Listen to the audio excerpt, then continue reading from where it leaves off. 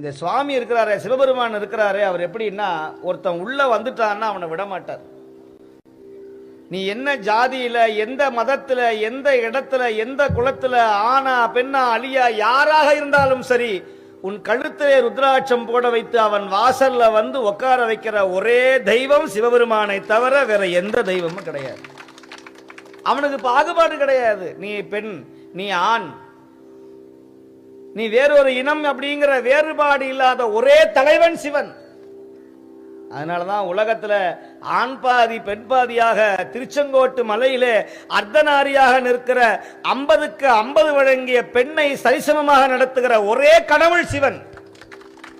இன்னைக்கு சிவனை வழிபட்டா தரித்திரம் வருதுங்கிறான், சிவனை வழிபட்டா சோதனை வருதுங்கிறான். ஆனா இன்னைக்கு சிவனை வழிபட்டதுனாலதான் இத்தனை குடும்பங்கள் இன்னைக்கு மகிழ்ச்சியோட இருக்குன்னு சொன்னா, சிவனை வழிபட்டா நன்மை கிடைக்கும்.